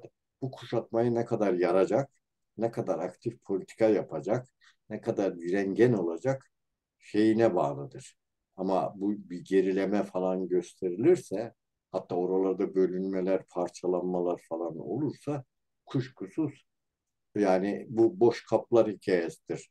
Evet. Burada azalırsa burada Hamas diyorum Hizbullah'a falan yarar. Hiç Hizbullah'ın tek dezavantajı şu an için büyük avantajlar. Korucuların bir kısmı önemli bir kısmı değil ama bir kısmı şeyde. Bu e, şey HES MES var ya bu HES şeyleri barajların Evet. büyük o hatta diğer ihalelerin alanların çoğu şeyci Hizbullah yandaşıdır onu söyleyeyim. Yani böyle işte Hamas'ı da dikkat edin nerelerden desteklendi İsrail tarafından. Hüdapar'da böyle destekleniyor. Ayrıca yolunu açıyor. Yani şeyde de yolunu aç getirdi. Meclise meşruluk kazandırdı. Dikkat et. Şimdi düşün bir polis ya da emniyet müdürü ya da vali HDP'liye falan tüy diye bakar yüzüne ama onun önünde pençe divan durur. Yani böyledir. Onu getiriyor. Tek dezavantajı şu an için, tek dezavantajı tabii sonuçta aşırı İslamcı olması. Ama o halk buna çok da bakmayabilir. Yani laik, aydınlanmacı Türk, Kürtler açısından söylüyorum. Kürtlerde karşılığı var mı yani sizce? Canım var ki en azından 250 bin oy almıştı. Şunları bir 4-5 ile çarp. Yani oy olarak 250 bin oy almıştı. 4-5 ile çarp her nüfusu aileyi tamam mı? Yani düşün ki bilmem kaç milyonluk Kürdistan'da şimdi 1 milyon senin şeyin var. Üstelik devlet tarafından da şey yapıyorsun.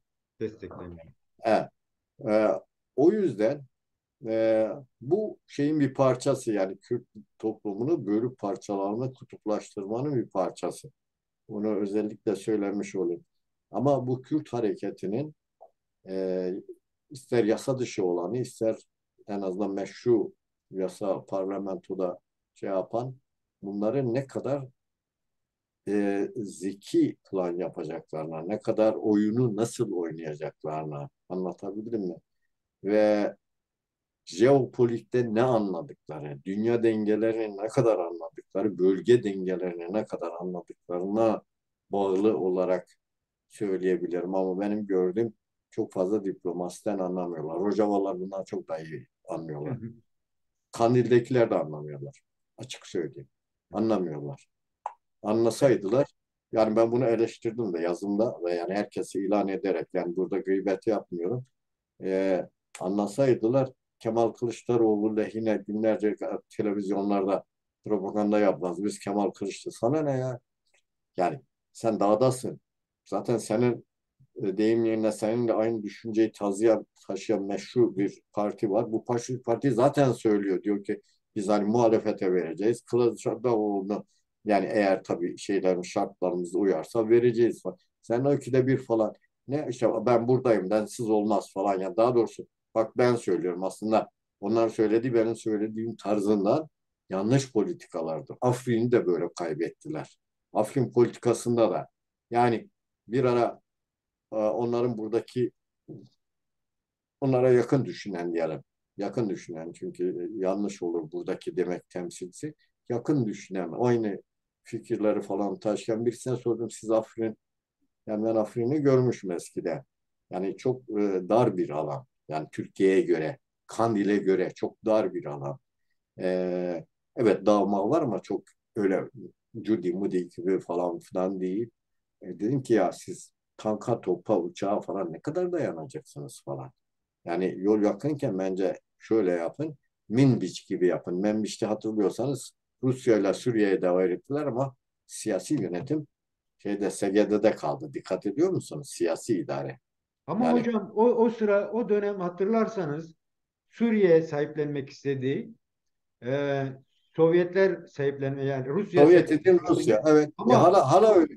ama Hala çok acayip bir şey dediler ki bütün ağır silahları bırakacaksınız, e, bayrağı taşıyacaksınız, silahı bırakın biz gireceğiz dediler. Israr ettiler. Bunlar da buna böyle bir karar aldılar. Ne yapsınlar? yok. Şeye mi diyor? Afrin'e mi diyorsun? Afrin meselesini. Ha. Yok. Doğru değil. Bunlar şunu bekliyorlardı. İşte hayal bu. Bana göre tabii. Bana göre. yanılmış olabilirim Ya, ki şimdiye kadar tespitlerimde yanılmadım, öyle söyleyeyim. Ha, yanılabilirim. İşte bu ne kadar direnişi uzun sürerlerse Avrupa Birliği gelecek de devlet yardım edecek de falan filan. Halbuki Amerika zaten diyor ki o benim işim değil. Buraya Rusya'ya havale etmişim. Yani evet. Amerika'nın Rusya'ya havale ettiği bölge benim bölgem değil. Rusya'ya havale ettiği bölge Avrupa Birliği nasıl gelip sana insani bakımdan yardım edecek? Bu İsrail misin ki sen? Bak İsrail'e nasıl koşup yardım ediyor. Bu işte kendi gücünü fazla abartıp halali uluslararası ilişkileri denklemi iyi görememektir. Yani lafı getireceğim yer o değil. Yani Evet. iyi düşünürseniz, jeopolitiği iyi yaparsanız, örgütünüzü sağlam tutarsanız, yani HDP, mesela bugünkü HDP açısından söyleyeyim, tutarsanız ne Hizbullah ne başkası, ya Hüdapar ne başkası size zarar verir mi, verir. Kenarından kölçesinden sakalınızı tıraş eder mi, yani yolar mı, yolar, ama o tüy biter. Ama yeter ki siz e, Sağlam politikalar. halkla ilişkilerinizde çok sağlam olun ki ne yazık ki bu şey, yani bu seçim halk çok şey yaptı. Yani çok öfkelendi. Tepkisini koydu. Peki hocam. Son soru belki. Bütün bu çatışmalı ortamların yine şu an merkezde İsrail-Filistin olsa bile en azından ben öyle düşünüyorum, yanılabilirim. Aslında Orta Doğu'da sanki yeni sınırlar çizilebilir mi? Mesela Üçüncü Dünya Savaşı adı altında tanımlamalar var. Buradan hareketle ben Birinci ve İkinci Dünya Savaşı sonrasında bazı ülkeler ortaya çıktı. Bu süreçte önümüzdeki süreçte Rojava'yı göz önünde bulundurduğumuzda ve Güney'in son 30 yıllık böyle fiili bir devletleşmeyi gördüğümüz zaman belirli bir sınırlamada Kürdistan olma ihtimali, çıkarma ihtimali var mı? Bunu nasıl görüyorsunuz? Şimdi Üçüncü Dünya Savaşı bana göre başlamış durumdadır ama yani rekabetler şeklinde çok ciddi savaşlar olmuyor. Vekaleten. Vekalet. Vekaleten savaşan bir. Ee, simetrik olmayan savaşlardır. Simetrik, asimetrik dediğimiz, yani güçlerin birbiriyle denk olmadığı bir Hı savaş. hı. Birinci Dünya Savaşı'nda malum Fransa var, şu var, neyse şu ülkelerin orduları var, bir de bu karşıda şu ülkelerin. Bunlar belli bir zaman diliminde 3 sene, 5 sene neyse savaştılar ve netice aldılar ama ordu olarak çekildiler. Fakat bu asimetrik dediğimiz denge, mesela Rojava'nın Türkiye ve Suriye'ye karşı atıyorum. İşte orada Husilerin bilmem nesi, burada Hamas'ın bilmem nesi. Dikkat et, bak Hamas nerede ortaya çıktı? 1987. Evet. Yani ilk çıkışı, intifadayla çıktı. 87 orada efendim 3 sene, e, etti 90. 90'dan şeye de 33 sene, 23'e 36 senedir savaş sürüyor, çatışma sürüyor. Anlatabildim mi? Şeye bak, bizimkiler, yani şey anlamda Kürt halkı olarak söylüyorum. Evet. Rojava'daki Kürt halkı olarak nedir? 2014'te başladılar. 2011 Evet. iç savaş başladı. 2011 12, efendim da şunun 8, üstünde 12 12. sene. Evet. Yani dolayısıyla bunlar ucu açık çatışmalardır. Anlatabildim mi? Yani devletler iştirak etmediği müddetçe ucu açık olmayan bir tek şey var. Rusya, Ukrayna. Hı. O bile vekalet savaşı sayılabilir. Çünkü NATO'ya vekaleten Ukrayna çatışıyor. İngilizler ve Amerikalılar. Rusya'da sırtını Çin'e mine falan dayanarak şey yap, ama yine de biz onu vekalet demeyelim ama düzenli ordu savaşı falan. Hani onu işte yine, ama ona karar verecek, dikkat edin. Şey değil, Ukrayna değil, NATO'dur, Biden'dır, Amerika'dır falan. Dolayısıyla yani biraz değişik bir üçüncü dünya savaşı var. Evet. Mücadele mücadele ağırlıklı bir savaş var. Mücadele ağırlıklı. Şöyle diyeyim. Savaş diplomasinin yerini almıştı. Eskiden savaş olurdu, tamam mı? Fakat diplomasi öne çıkardı. Napolyon şöyle bir şey söyler, ilginçtir. Der ki ben e, Der ki ben savaşları ordular teslim etmeyecek kadar aptal değilim. Teslim edecek kadar aptal. Yani ordular savaşır ama bu siyasetçiler düşünür demek istiyor. Hı hı. Dikkat et. Yani bu işin aslı şeydir. Siyaset ve diplomasidir. O bakımdan böyle kestirmeden şu bu demek yerine bu devam. Ha e, İsrail şeyi yaymak istiyor. Yani derdi davası sadece Hizbullah ve İran'daki devrim örgütleri, yani İran askerleri diyelim yani Suriye'deki İran bağlantılı askerler falan hepsinin bazı aşiretleri var anlatan. Bunlar Irak'taki Haçlı Şabi ve İran'ın kendi şeyleri. İran'ın kendisi tabii Kürdistan'a yani bizim Güney Kürdistan dediğimiz Başur dediğimiz yere sınır ve oradaki KDP'yi, İran'ın KDP'yi dikkat edin mahvetti ve geri adım attırdı şeye, Evet. Kürt yönetimine. Bunların hepsine bakarsanız e, İsrail kendince, kendi hesabı için bir Suudi-İran ittifakını anlaşmasını yani artık anlaşma oldu. İki tarafın o uzantıları da birbirleriyle kavga etmiyorlar şu anda. Dikkat et. Evet. İşte bu Suudi Arabistan'la normalleşip İran'la olan ittifakını bozar mı? Bu önemli. Hmm.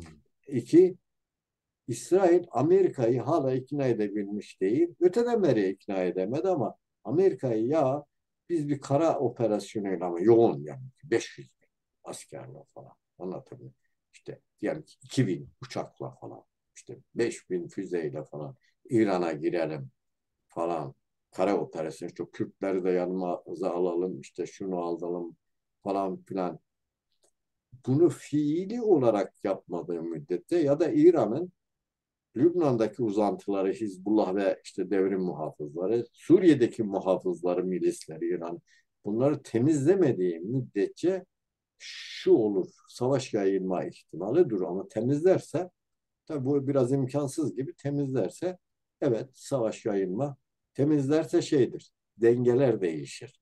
En azından dengeleri kendileri haritayı çizmezler.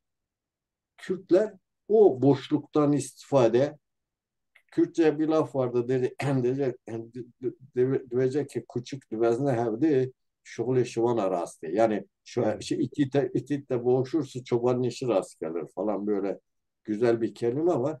İşte o ara güçler yani SGD'ydi, diğeriydi, şuydu, buydu. Bakarlar ki bir boşluk var. Bunlar bu sefer kendi o boşlukta kendilerini de tutmayan güçler vardır. Hatta alttan alta teşvik edecek Amerika gibi güçler vardır. İşte onlar kendi sınırlarını çizer ve bu sınırlar da silahla çizilecektir, çizilecek. Hmm. Bunu simgesel anlamda söylüyorum. Anladım. Evet. Bunu simgesel anlamda söylüyorum. Zaten normalde Kürtlerin derdi, problemi, esas problem. Bugün de, yarın da, o bir günde, dün de böyleydi. Birlik olmamaları, birlik olmadığı müddetçe Kürtlerden hani çok küçümsemeyeyim ama adam çıkmaz. Yani şey manada. E, Yani davalarına, gayelerine, hedeflerine ulaşamazlar. Şeyler 24 Kürt aşireti Şah İsmail ile Yavuz'un kapışmasında İdrisi vasıtasında şu mektubu gönderdiler. Yavuz Selim'e. Biz Kürtler, bak orada beylikler var dikkat et. Biz Kürtler Allah'ın birliği ve peygamberin de onun Resulü yani Hazreti Muhammed'in de onun Resulü olduğu konusundan başka hiçbir hususta hemfikir değiliz. Hep aykırı birbirimize düşünüyoruz ve birbirimizin aleyhine düşünüyoruz. Ha, o günden bak bugüne dikkat et. Yani Ahmet Hani de söylemiş. Eğer biz birlik olmazsak Ciğerkur söylemiş. Yani Hagar ne yeme bu kucunlarda bu Her, tekotek diyor falan. her niye Yani, kürek? şimdi bunları hepsini dediğim bak o günden bugüne bu illetimiz, bu kanserimiz devam ediyor. O bakımdan mesela akıllı olsaydılar yani dağdaki filanca Kandil'deki işte benim o KDP'de benim babamın o benim bahçem o biri babamın ocağı o biri bilmem benim bilmem neyi falan demeselerdi eğer şu gün nasıl olurdu biliyor musun? Bana göre şu gün. şu gün itibariyle demiyorum ama yani Hı hı, hı. bir iki yıl önce falan sene kadar Rojava'yla Başur birleşirdi. Ve Hocam burada Başur'un Rojava'nın şimdi diyeceksin bir sürü no no çekişmesi Kürtleri, var. yani Kürtleri bu kadar böyle şey yapmanın, bilmiyorum, benim pek hoşuma gitmez şöyle. Yani sanki onlar istiyor da Kim? olmuyormuş gibi bir algı bana göre bir yanılgı. Yani Yok onları istiyor değil. çevreleyen o kadar dış güçler var ki. Ama Yani ya şimdi dış, baba dış Barzani çıkıp söyle dese ki şöyle şöyle şöyle yapmak istiyorum dese, olur mu gerçekten? Olabileceğine yok inanıyor musunuz? olmaz. Ben kendim şahidiyim. Erbil'deydim. İşte bu Türkiye'deki Kürtlerle Barzani arasında hani ortak ordu, ortak şey delege malum bir parlamento falan filan. Ben hatırlıyorum Evet, bir birleşme falan olacaktı. evet. Türkiye, Türkiye bastırdı. E, ama Barzani'nin de gönlü yoktu. Barzani ne dedi? Kalktı dedi ki ya dedi sizin nüfusunuz çok, delegeniz çok falan filan. Dolayısıyla ben sizinle delegeyle başa çıkamam. Benim elimde de delegem var. Siz 80 delege karar alırken yani böyle eneniyetler yani böyle egoizmler, bencillikler de var. Böyle Onlar rekabetler. da tabii tabii tabii tabii. Şeyden ben bak 1995, 96, 97 falan olabilir. Ben Güney Kürdistan'a gittiğimde Talabani'nin askerleriyle bir barış için bir araya gelmişler. Ee, Barzani'nin askerleri sanki Ukrayna ve Rus, bir taraf Rus böyle bir gözle bakıyorlardı. Bir Hmm. ara bu askeri bir birliği oluştururken şu kararı aldılar. Bir müddet de uyguladılar fakat yeniden şeye döndüler malum. İşte bu bencillik, iktidar hevesi hepsi benim olsun falan dediğin şey o. Ee, akademi açtılar. Akame'de bu eski generalleri, eski komutanların hepsini emekli ettiler. Gençler komutanlar çünkü karısı ölmüş, babası öldürmüş, o biri onu öldürmüş, o birini onu yani nereden baksan bir duygu var. Yani hınç, öfke, intikam duygusu. Bunların hepsini emekli ettiler iki taraf. Hmm. Gençler tanık olmamışlar bu olaya. Evet. Evet. Anlatabildim mi? Yani bunun bin bir yolu var benim anlatmak istediğim. Yani Doğru. onun için senin hoşuna gitsin gitmesin. Ben bu gerçeği hep söylüyorum. Yani adam olmazlar demiyorum. Yani şey değil. Maksat şu yani bunlar insan değil, iyi düşünemiyor Yok, falan. öyle değil. Ben Öyle. bunlar diplomasiden anlamıyor. Jeopolitikten anlamıyor. Dengeler nerede olur? Barzani al.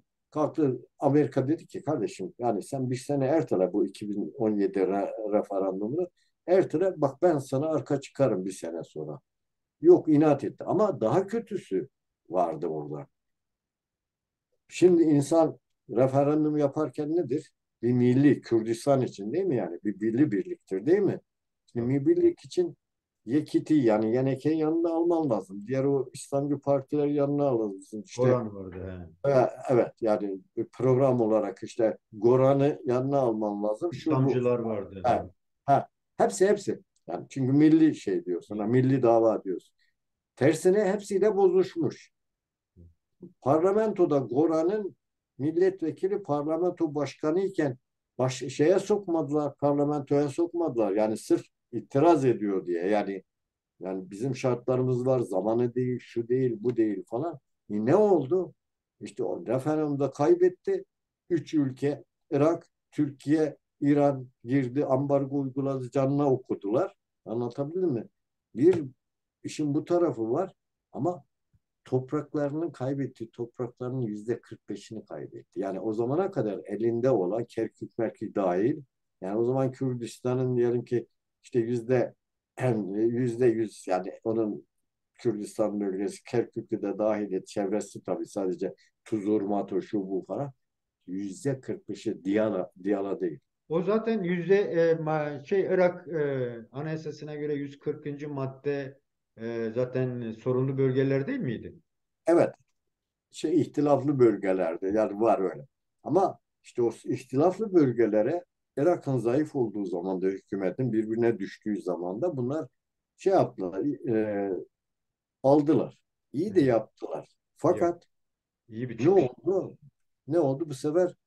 Barzani sadece İran'ın üstüne atıyor yani Yeneke'nin üstüne atıyor çünkü Yeneke diyor İran'ın sözünden çıkmadı ona uydu falan. Ama o aynı toplantıda, Kasım Süleyman'ın aynı toplantısında şey, Kadepeliler de vardı. Peki sen kendi adamlar niye karşıya çıkmadı? Yani onun için bak, Ya. burada suçlama değil. Burada biz neyi bakacağız? Olumlu mu yanımız nedir? Bu olumlu yanımızı geliştirmek. Bence bizim yapmamız gereken, ordu ortak kurmak falan biraz uzun süreli olmaz yani. Şu an imkansızdır. Her parça kendi içinde yapar bunu. Ama ortak diplomasi yaparsın. Yani biz birbirimize danışarak diplomasi yapacağız. İşte ortak da bir, diyelim ki dört parçanın ortak bir heyeti olur, komisyonu, onların temsilcileri de olur. İşte bu, çünkü bu diplomasiyi yaparken hepsi partici diplomasidir. KDP'nin ayrı bir diploması var, YNK'nin var, PKK'nın var, bilmem ne. Tersine, ya biz bu diyelim ki Amerika ile işbirliği yapacağız. Atıyorum kafada. Ya. Ya İran Kürdistan'la Kürtlerine yarar mı yaramaz mı? Yani ne getirir ne? Türkiye Kürtlerine yarar mı yaramaz? Ne getirir ne götürür? İşte Rojava'ya yarar mı falan. Ya da Rusya'yla ya da Çin'le, her neyse yani, bana anlatma. Ben böyle tabii basit basit konuşuyorum. Mesela Anladım.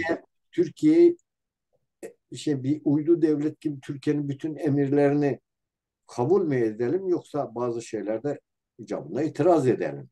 Ya. Mesela. O da bir ilginç şeyidir. Ben yani, tamam Türkiye baskı yaptı, şu etti bu, tamam. Yani kimse mesela Neçirvan Barzani'ye de gelip ikinci, henüz seçilmemiş biliyorsun, birinci seçimden sonra ikinci seçimde Çok iyi. Barzani geldi, tebrik etti. Yani bu uluslararası ilişkiler teamüle de aykırıdır. Hele bir Kürt olarak sana daha çok aykırıdır. Gittin mesela Hizbullah'a, ya aman Hüdapar'a. Bak, Hüdapar. Hüdapar'a temsilci gönderdin, tebrik ettin kuruldukları zaman seçime. Ama gelip orada bir HDP'yi ziyaret etme. Şimdi yani, anlatabiliyor muyum? Türkiye'den bu kadar mı korkuyoruz? Tersine Türkiye'yi ikna etmenin yolları var. Tamam, evet senin rakibindir ama işte ben Hizbullah olduğu kadar, ama Hüdapar'a olduğu kadar bunlarla da ilişkimi geliştirmek zorundayım. Aksi takdirde ben bir Kürt olarak tarafsızlığımı yitiririm. Belki Hizbullah'ın, Hüdapar'ın neyse desteğini alırım ama bu sefer, peki karşıda o kadar Kürt bana ne diyecek? Ya. Çünkü hani bütün Kürtlerin tek başkanı, lideri olma, eğer böyle bir derdiniz varsa, Evet. o zaman HDP'nin tabanında düşünmek zorundasınız. İşte bura ortak diplomasi derler. Hmm. O Kürtler şu aşamada, birlik şu: bir, ortak diplomasi, yani ortak siyaset pek olamaz. Günden güne değişebilir ama ortak bir diplomasi olur. İki, e, şeyde işte bu fiili bir kongre, yani Kürt kongresi atıyorum. Yani anlatabildim mi? Mesela Peyman Bey'in Hevgirt'te ne olur? Biter gider. Yani birbirini tutma şeyi. Hocam Özel bu o. nokta Keneke'nin ABD ile ilişki süreci bunun bir başlangıcı sayabilir miyiz? İyi ilişkilerin Daha kurulması. iyi. Bence Rojabalılar daha becerikli o konuda. Kenekelerin önünde tabii şey var. Hala hani Amerika tarafından da Batı tarafından da, yani bir İsviçre benim bildiğim kadar PKK'yı terörist demekten vazgeçti. İsviçre şu ana kadar. Yani Kolombiya saymıyorum bak. Yani Kolombiya saymıyorum. Yani Kolombiya zaten koalisyona solcular girdi ama Kolombiya'nın hiçbir etkisi olmaz. Ne Türkiye ne dünyaya, yani anlatabildim mi? Falan. Ya bunları saymıyorum ama İsviçre gibi bir ülkenin, hani şimdi mesela o çözüm süreci içinde, işte Kürtler diplomasiyi bilmiyor dediğim şu: çözüm süreci içinde hazır devlette o örgüt, yani yasa dışı sayılan örgüt, şey PKK, efendim, oturmuşlar şeye, masaya. Sen çok rahatlıkla bir diplomasi yaparak, yani gidecektin Almanya'ya, gidecektin Amerika'ya, gidecektin şeye, diyelim ki Ahmet Türk'ü gönderecektin oraya, atıyorum kafadan, yani Hı hı. isim önemlidir, Ya. Demirtaş şu bu falan, işte her neyse, Avrupa Birliği. Diyecektin kardeşim, bunu düşman gören ve terörist gören adam masada oturuyor. Sen ne işin var diyor. En azından terörist kelimesini kaldır. Yani sözlü kullan. Belki kanunen kaldırmaz. Ha, senin ülkende herhangi bir gizli saklı bir şey yapıyorsa yine sen onu tutukla. Ama sen sözlü sarışla terörist örgüttür falan değil mi? En azından demeçlerinde. Bak, Ya. bu bir yoldur. Şimdi bunu yapamadığın için kenekenin de ayak bağı oluyor. Nasıl kenekenin ayak bağı oluyor? Şimdi keneke gidiyor oraya. Eminim keneke şey de diyecek o konuşmalarda, rahat konuşmalarda yani tahmin ediyorum. Yani, şimdi diyecek Öcalan'a özgür. Ya kardeşim bu bile yanlış. Niye yanlış? Öcalan'a özgürlük istemediğimden değil. Yani bu ayrı bir konu. Bu bile sen bu 7 maddelik yol haritasından başlayarak çok yanlıştı. Yani örgüt dayalı yani örgütün içine hitap eden bir formülasyon. Kürtlerin bak 2 cümle. Kürtlerin doğaldan kasıt anasından babasından Kürt'ten doğmuş dolayısıyla dili, kültürü doğal, demokratik siyasi haklarının verilmesi ve bu temelde çözümün yapılması. Bu temelde çözüm olduğunda, Kürt meselesi çözüm olduğunda Öcalan'ın içeride kalması ne gerekçe olabilir? Hiçbir gerekçesi olmaz. Anlatayım.